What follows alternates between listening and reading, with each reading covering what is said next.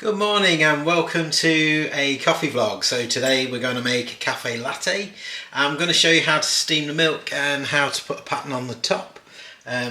Just to get you started, if you've not done a flat white pattern or anything like that before, we're going to use this type of cup. So you can see this is actually a Costa coffee cup because it's quite wide, so it's quite easy to be able to have the shot in there, the double espresso, and then it's easy to be able to get your jug inside there and start to make a pattern really easily. So without further ado, let's get on with it. First thing I'm going to do is prepare the grip handle. So I'm going to use this. I'll pop this on the top there, lock it in. I've already set up the grinding dose on this machine. It's set up for the Brazilian Santos, so yeah, let's go.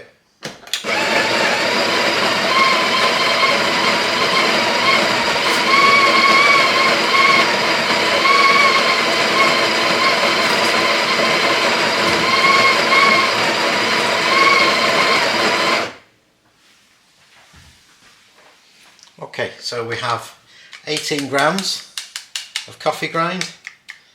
Really important, level and tamp, a good hard surface to tamp on, good tamp down, there we go. Take the top off, give it a wipe, we're ready to go. So I'm not actually going to put that on yet, we're going to steam the milk first. So I'm going to fill this jug to the bottom of the spout, so around about there, because the cup that I've got is 16 ounce, so I need to make sure I've got enough milk. I'm going to use a blue milk or a whole milk. The reason for that is that the fat in the milk helps me produce the microfoam really easily, so it's a good starting point if you've never steamed milk before. Okay, so first thing that we're going to do is get the steam going. What I do is I just knock it on, make sure that there's no water build up inside, let the steam get really going, and then we're going to steam the milk. So I'll just wait for the machine and we're good to go.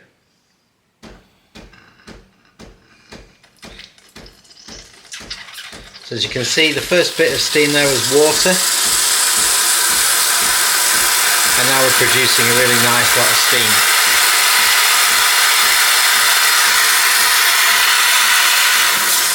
I'm happy with that.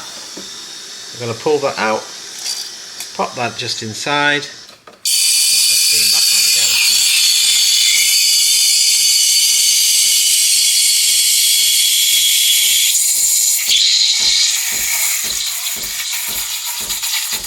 There we go. So I've just put the tip of the steam arm just inside the milk, and you can hear that crackling noise. I'm also keeping an eye on the temperature. The Sage machine comes with a jug with a temperature gauge on it. I prefer these thermometers, as long as you keep them well calibrated, and they're a great tool for steaming milk. I'm just keeping the steam arm as well off of the side of the jug and maintaining that swirl.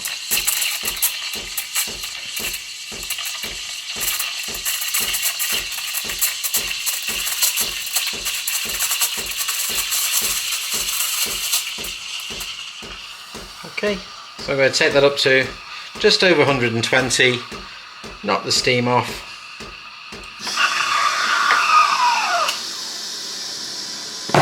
give the jug a couple of bangs as well, and you can see that lovely silky milk.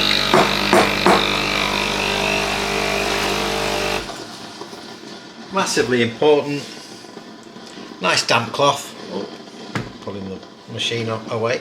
Nice damp cloth, just wipe off the steam arm, get rid of that milk and just purge. Make sure there's no milk left up inside. So we've prepared the shot,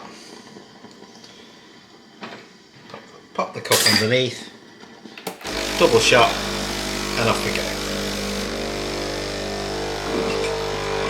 Really important just to keep swirling the milk, just to keep it alive while we wait for the machine to produce our shot. Double shot of espresso.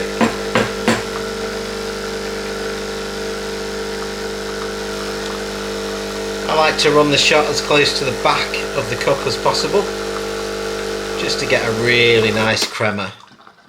There we go. I'll show you that. There we go. I'm going to swirl it round a little bit. Beautiful.